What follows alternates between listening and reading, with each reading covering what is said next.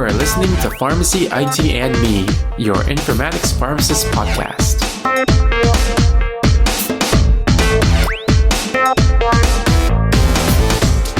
Hey everyone, welcome to another episode of Pharmacy, IT, and Me, and my name is Tony, your host. Today we have a very special episode. Actually, I have three of my coworkers on our Pharmacy Informatics team here, and we're doing a kind of like a little panel discussion about basically what we've learned through our careers and just, some of the lessons learned that we want to share and kind of just discuss. So I have Dr. Kevin Tian, Dr. Phuong Wood, and Dr. Aaron Z on the podcast, and I'll go pass it on to each one of them for a brief intro. So Dr. Kevin Tian, go ahead. I'm Kevin, and I went to the USC School of Pharmacy, graduated from there. Afterwards, I worked at a hospital as a pharmacist. I worked at another hospital as a pharmacist too, just a staff clinical pharmacist. And I got the opportunity to work on projects such as Pyxis and pump integration. And at the same time, our hospital was going live with the new EHR, Cerner. So I got a chance to kind of participate in that. Afterwards, I just got into informatics. And actually, Tony was my coworker back then too, as of right now too as well. And right now I work in just pharmacy informatics and somewhat oncology too as well. Thank you for having me. Awesome. Dr. Phuong Wood. Hi, Tony. This is Phuong Wood, and thanks for having me on your podcast. But let me give you a brief intro. I went to USC Pharmacy School also, and I did a dual degree with my MBA and graduated in 99. So after I graduated in 99, I went into consulting with Ernst & Young. Back then, it was the Big Six, and they had me on some supply chain healthcare projects. And eventually, I transitioned over to some system implementations, which were not EHR implementations, just general system implementations, where Chalk was my client eventually, and they were putting in an EHR system. So that became Cerner, and eventually, I became an employee of Chalk. And that was in 2004 when I started. So since 2004, I have been at Rades now, actually. It's Chalk Rades. So we're Rades now. So thanks, Tony. Awesome. Thank you. And Dr. Aaron C. Hi, this is Aaron. Hey, thanks for having me. I went to UC San Francisco Pharmacy School. After graduation, I did a year of residency at Long Beach Memorial and worked for a few years as a floater there. And after that, I decided to medical informatics fellowship at the University of Pittsburgh. And I also got a master's degree in telecommunications there too. And after I graduated, I ended up going back to Long Beach Memorial, work in the pharmacy department, but managing their technology, their IT needs. So I guess you can call it informatics or IT, pharmacy IT at the time, and was there for a few years, and then end up going to Chalk, working with Phuong, and then you and Kevin came on board later. So I've been doing, I guess you can say, informatics or pharmacy, IT, healthcare, whatever it is, for probably since 2000. Yeah, so about 25 years. Yeah, that's my background. Awesome. Thank you. So today's episode, we are just going to casually just talk about lessons learned. And I think given the amount of time that we're going to be recording this, I think it's good that we each kind of just share one kind of thing that we learned throughout our careers, and we can all just discuss about that one thing, and then we just move on to the next person and discuss about that. So I'll bring it back to Kevin. Kevin, you want to share something that you've learned through your time, maybe at your previous employment or now? I know you've been involved in many of the things that I kind of left behind for you. And then you also were involved with a few things that I didn't really have much involvement in, that I actually go to you because you're kind of like the expert in that. Like, for example, smart pump interoperability, right? So yeah, is there anything you want to share about something you've learned or lessons learned in your career? Oh, sure. Well, I guess one of the major lessons that I learned from experience would be, if something can break, it will break. Try to dummy proof everything and really validate and document everything that you do. For example, just if there is something that you see that might be iffy, make sure that you cover all workflow and areas regarding to that, and have the end users test in the test domain and the play domain. Have them validate it and document that they looked at it. Because if it doesn't, it's going to come back and bite you in the butt. if there is something that can break again, it will break. Users always find a way around things. I guess that goes for anything informatics or anything in the IT world. You want to dummy proof things because they're always going to find a way around. Users are smart enough to find a way around it. And it would be disastrous in a lot of occasions since you're working with patient safety issues. And this isn't just money, it's medical safety right there. So I guess that's one of my main takeaway points from what I've learned over the years. Yeah, I would say that's a good point because it's like not necessarily the end users trying to break things, but with some of the end users, they try to take shortcuts a lot. So anything they can do to make their life easier, they will generally do, is what I've seen. So I think as an end user myself, sometimes when I was doing my other job at another hospital, I'm guilty of that. Sometimes I'm just looking to see like what works the easiest way to get through. And if I wasn't in informatics and knowing all the back end stuff, I can imagine like I'd probably break things if I went those shortcuts. And it's because it's kind of like I think that the thing is like the EHR systems are not they're robust. They're very big systems, but they're not robust enough to catch every little thing that people will do. And then these glitches that are workarounds are kind of just available, right? Like if someone finds out this glitch and it works for them in their workflow, they're probably gonna do it. Is that your experience?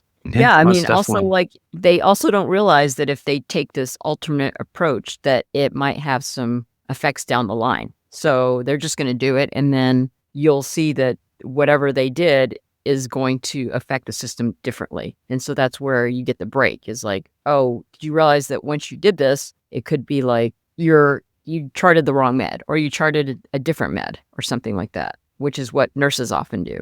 Is they'll take a shortcut and then down the line, someone will tell you, well, this is what happened after they did that. So they don't realize that their change will affect something down the line. And I think that speaks to the deficiencies or the lack of consideration in the human factor when it comes to these applications, the way these workflows are designed, right? Because who are these? I think that's kind of one of our roles is to bridge that gap between the end users and the developers and the technical people that are designing the applications. I mean, I think we need to translate between the end users and the developers to optimize the design of the application to align with the workflow so that people are less likely to be creative, in how they use the applications and the work, and to take shortcuts. Well, I like to add on to that actually. To my own experiences, I don't remember all the changes I made either. So when we make those changes, documenting it on somehow for me doing order sets, having a Word document of tracking all the changes that happened to order set, I'm not going to remember that the user wanted this change, and the user's not going to remember they wanted that change maybe a year down the line. This was done because of so-and-so reasoning. Having all that documented or tracked somewhere helps with those kind of changes being made, and coming back to it refreshes you too as well. So then when you're validating and you're making those validations, having those documented in your validation steps also helps.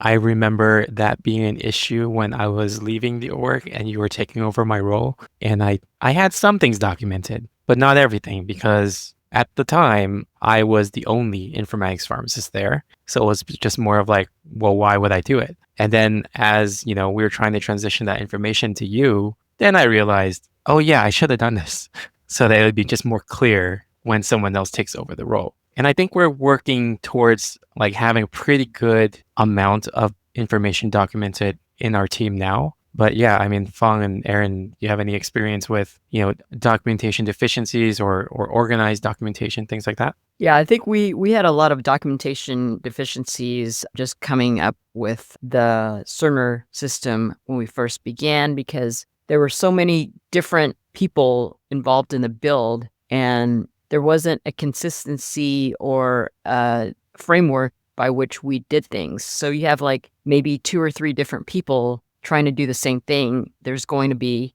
inconsistencies if you don't, lay the groundwork with which you all do the same thing from the get-go. I think documentation is definitely lacking to a certain extent, right? I think we try to address that within our change control process. But a lot of times, I think it helps we have our regular touch base meetings that we kind of talk about different issues. I think at some point in time, we have some sort of consistency within our group. I think there's some consistency in how we approach different requests, different problems. I think it just becomes how we do things. I mean, we have our own style, I guess, so to speak, of how we implement a solution or whatnot. But at the end of the day, I think I would say that there is more or less consistencies in how we look at the problem and how we dissect it and address it and evaluate it, so that maybe even there's not a whole lot of documentation, I can look at what you guys did and say, okay, I can more or less kind of guess why this was done this way, and what problem was trying to address. It's almost like, at some point in time, our thinkings are pretty aligned, that that, okay, we don't just take a request and just do it, right? I mean, we assess it, we look at the global impact and what are the problems that it might solve, versus just doing a request or working on a request as a isolated occurrence and while ignoring everything else. So yeah, we can always do a better job with documentation, but for the most part, I think we're okay. And even lacking documentations, I think we're able to make that up with having consistencies in how we look at problems and how we implement things. I think that's a good point, because they sometimes, when they can't reach one of us, they go to another one of us. And it's nice that we've been working so closely together that we all are consistent in the way that we respond. So, of course, each of us, we have our special thing that we do. Like I do all the Powerform stuff. Kevin does oncology, like Aaron, you do a lot of the back-end programming. Phuong does like barcoding and 340B stuff. But then when the general pharmacy thing comes in, it's nice that there's a consistent answer no matter who they ask. I think that's pretty important. And sorry, Kevin, you were going to say something. Oh, no, I totally agree with Aaron. I think we work very cohesively as a team, and we do have our standards as a team that we know the basic understandings of how to take over each other's tickets. The documentation on our side, I feel, would be making sure we documented what the stakeholders or the end users really wanted, and with the changes that they have throughout the tickets. So oftentimes I find that the end users change their minds on tickets or have a different opinion by the end of the ticket or by the closure of the ticket. So having that documented, I feel like, is very important, because they might come back, it's like, hey, that's not our original change. Why did you change that? And having that documented not only protects us as a department, but also gives us insight on why that change was made in the first place. Being able to say, hey, these are all the logical steps that you took to make that decision. If it's change, it's a change that makes sense, versus a change that is reactive. So even without significant documentations, I mean, if there's a questions, again, if it's a change that makes sense, you can look at it, months from now, years from now, say, oh, yeah, that made sense. That was a right change back then, and it's still a right change years from that point. When provided everything else kind of, the practice stays pretty much the same. But if it's a change that is reactive because of something has happened, and then and we may change because of that one isolated incident, that at some point in time, it's like somebody's going to question, well, why you don't have as long as change is made thoughtfully and with methodically, without significant documentation. It was a good idea back then. It will still be a good idea now. So yeah, I mean, documentation is nice, but in reality, I mean, we want to do as much documentation as we can, but lack of resources, so to speak, with the amount, with our workload, is sometimes that just gets neglected to a certain extent. Yeah, I mean, it's unfortunate, but there's a lot of things, and you learn these things in school. Like, for example, like right now, sometimes I do mention like in school that for these lectures that, there is a pharmacy informatics person and there's also a pharmacy analyst. But in the real world, it's not the same. It's different, right? In the real world, like for us, we do both of those roles. We are like, whatever that IT pharmacist role is or informatics role is, and we're also the analyst doing things. So in the real world, a lot of things kind of affect like what our ideal situation would be. But yeah, but good discussion. And I'll move on to Phuong. I just asked Phuong what was, something that you learned in your career that you wanted to share. I think what I learned is it's really important to understand processes that happen from front to like as far along as you can, from like just because your role might be, I'll give you an example. When we first went live with Cerner and we're not really trained on how the charging worked for like just the medication dosing or whatever. We weren't well trained on how that, how the dose was charged in the system. So if like you had an IV that the patient received, we weren't taught very well on how the different doses would affect the charging. So when we first went live, that all went kind of berserk. And so there was a lot of process changes that had to occur in terms of like the price that fell on the bill with the HCPCS codes and all the, the codes that go along with a bill. So it wasn't until I became very, very familiar with the whole process from when the dose is entered to the markup formulas and to, the drug going onto the bill, did I actually understand the whole process completely? So I think it's really important that you test and test and test everything with like pricing and everything to understand how like little changes here and there will affect things. So I think that's my takeaway, is just trying to understand processes from front to back and beginning to end. Wholeheartedly agree with that. At least having a very high level overview is a must, but understanding more of the process is critical. I think Tony, you and I, when we were back at Ventura, we would know everything because it was such a small team that we would be involved with every department, and that really helped with a lot of the processes and projects that we were on. Mm-hmm. I think what Phuong you said about like you didn't really know how certain things were affecting downstream. I think the problem with when implementing these big systems, like from the vendor side, and we had this issue too, where like from the vendor side, we had issues where, we would ask a question that we know from the workflow where it would affect these other things, right? Like, we're a pharmacy, but how are they placing these orders? How are they going to be administering the drugs? So it goes through the whole med use process. And at least when I was at my previous place in Ventura and we're doing like build and implementation, asking those questions were kind of not really like, not that they're not allowed, but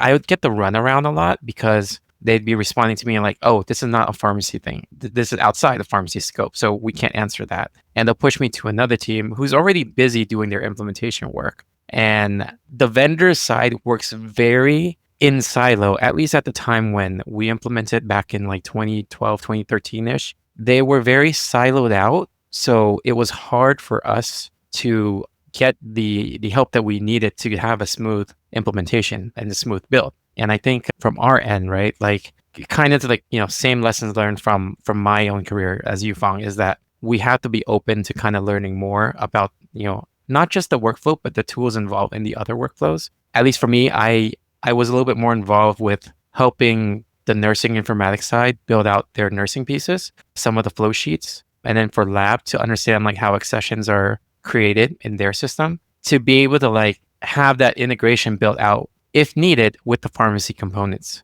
I think like if I was operating in silo, that like how the vendor was, I would probably have a lot more issues when we went live. But because I was able to at least know a little bit, I was also able to kind of help with some of those tickets that came in from the other side that had some sort of connection to pharmacy, but was still rooted in like a nursing issue. And kind of similar idea too, because we had like with our interface team, because we had to go live with our Pyxis when we implemented Cerner. Pyxis had the interface, and again on the vendor side is very siloed. So, and then our system engineer at in the hospital was already inundated with so many other things. So I had to like kind of pick up just a few things here and there to at least help out with our specific pharmacy component of it. And again, like if I was very siloed off, then I don't think our go live would have been as crazy as it was. It could have been a lot worse if everyone was still very siloed out. But yeah, I don't know how the implementation went for Chalk for you guys. I don't know if Phuong, you were there. Aaron, were you there or did you join later? I came after. Oh, okay. But were you like part of like big implementations like that too? Not to that scope, but to Phuong's point, I mean, process is everything. I mean, we got to interrogate the process because if there's no clarity in the process, then you can't really architect or design anything, around it, right? So we really have to interrogate that process. It's as simple as, well, we just put the order in. Well, how do you put the order? When are you going to put the order? So all these things, healthcare is not always exact, right? Because I tell people, well, 1 + 1 doesn't always equals to 2 in healthcare, right? Because nothing is that formulaic in healthcare. So you try to cover, majority, right? The like maybe 20% rule, whatever you have it to address, most of the different scenarios. But I don't mean it is difficult, but it's also, but we have to do that, right? To get it as exact and consistent as possible, at least some sort of commitments from the end users or stakeholders, so that there's clarity in the process, so that everybody knows what to expect. Yeah, and just to add to that, the more that you know about that process, the more you can help troubleshoot. And I'll give you an example is, so I end up doing a lot of the pricing of drugs and everything. And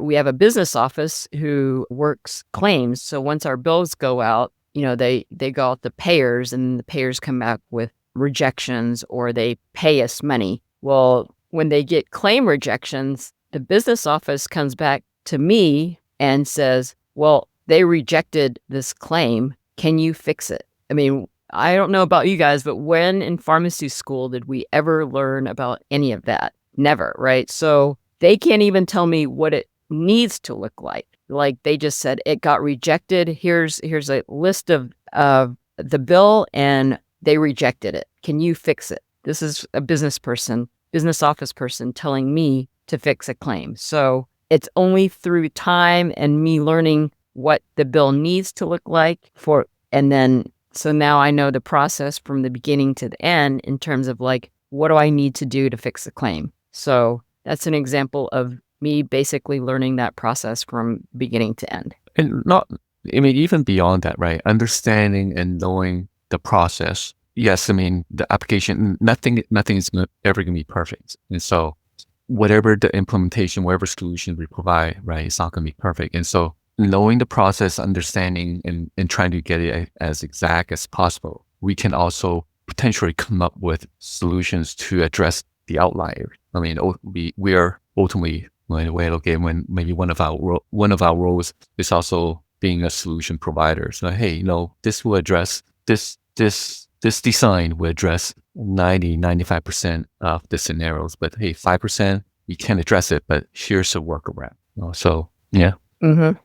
For sharing that piece of lessons learned from your career, Phuong. So I'll move on to Aaron now. Do you have anything you in particular you wanted to share? Maybe the thing that I'll tell people, it's like, don't take no for an answer. Meaning, the informatics field is the skills and the experiences and the backgrounds of people in informatics are so different, right? You have people, they're just starting out, and they're working in informatics, and they might not have the necessary, again, I think is the field, the industry, the marketplace, that there's really to a certain extent, formal training or minimum experience needed.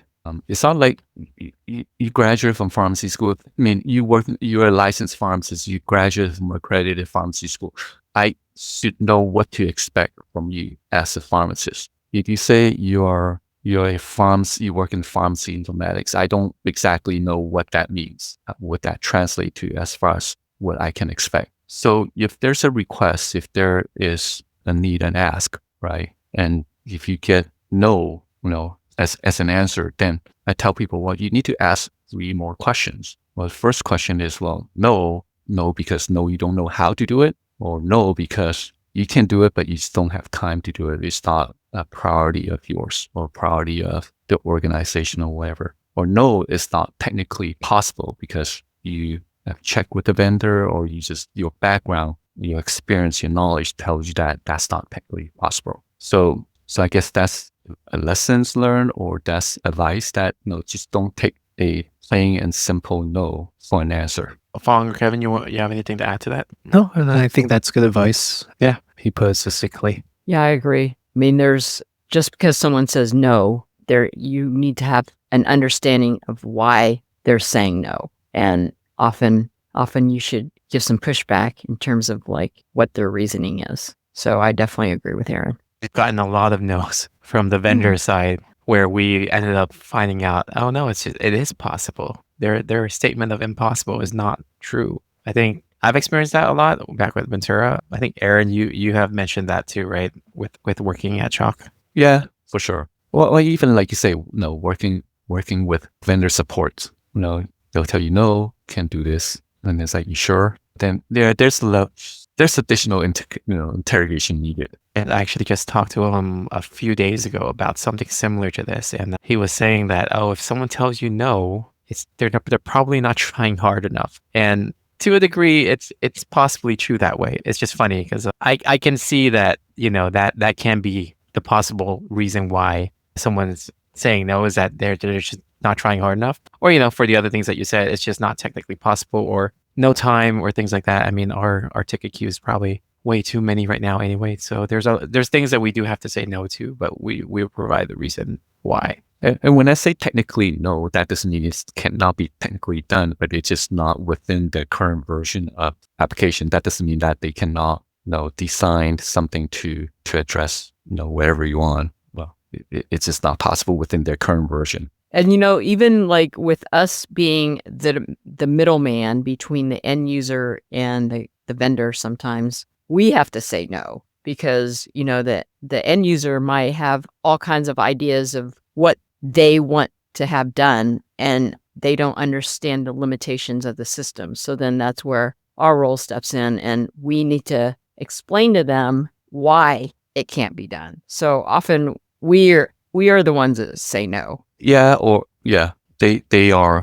motivation is different, right? I mean, they want to address their own workflow issues or whatever issues, but they're not taking how it might impact the other services, because we cannot make changes, just specific to a service area or certain type of workflow. I mean, there's going to be global impacts, and they sometimes they just don't know, not so that it's not because they don't care, but they just don't know. So part of it is that we have no, and then we have to give an explanation along with the limitations of, or the impacts of why we can do the things that, that's being asked.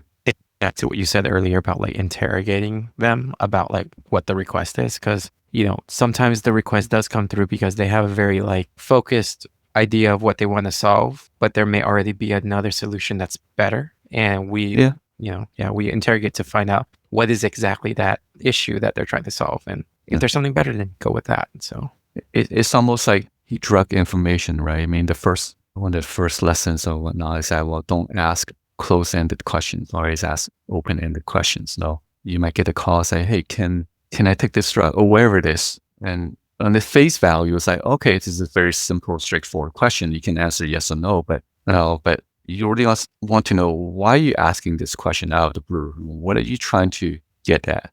So it's no different. I mean, that process, that approach, translate to everything. If your kids come up to you and I say, hey, can I do this? Well, yeah, but why are you trying to do this? No. Can I light this match? Well, yeah, you can, but what are you trying to do? Burn the house down? Yeah. I think the why is like very important, because it goes back to that thing where like they ask things because they're limited in what they know. And that is fine, because their primary job is not informatics. Their primary job is patient care. So yeah. But yeah, good discussion. And before we wrap things up, kind of coming on time soon, just wanted to bring it back to like, just if you guys had any last things you wanted to say or share to the listeners? It could be anything, could be advice, could be like another lessons learned, just anything. So I'll just pass it on to Phuong. I think you should just approach your job as something where you're always open to learning, and there's going to be a lot of changes along the way. So be open to it, and the more that you learn, the better off you're going to be. And I'll pass it on to Aaron. This is what I tell people a lot of times, that no, what we do, we're not the ultimate gatekeeper. No, I mean, we're part of a team. We're here to optimize, through the use of technologies, optimize the technology and the delivery of care. We can't just say, we don't just say no to something, right? I mean, we have to understand the issues, we understand the ask. No, if we cannot do something, well, we have to offer options, right? We kind of solution providers. We're here to, again, not as a gatekeeper, no, but we're here to ensure the integrity of the system and consistency of the build so that things don't, get out of control. So yeah, I think that we're here to help, pharmacy, to help other services so that they can do their job, better.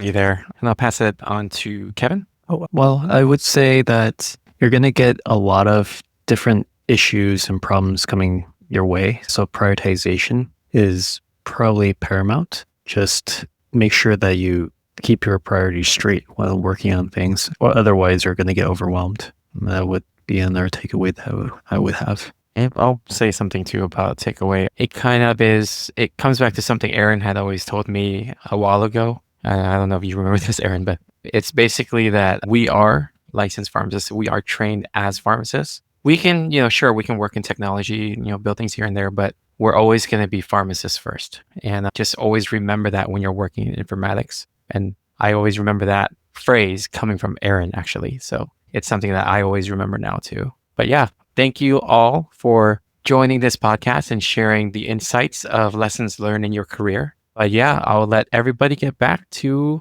whatever you guys are doing. So yeah, to listeners, if you have any questions, feel free. You can always reach out on the account in the show notes. You'll get the information in the show notes. But until next time, thank you. Thanks. Thank you.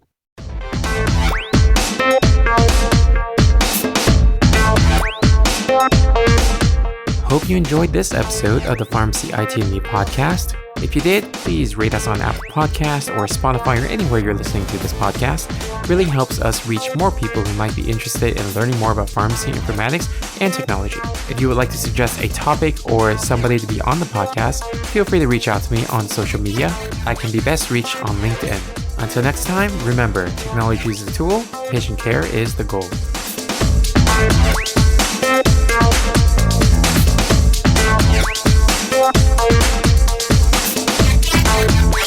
Bye.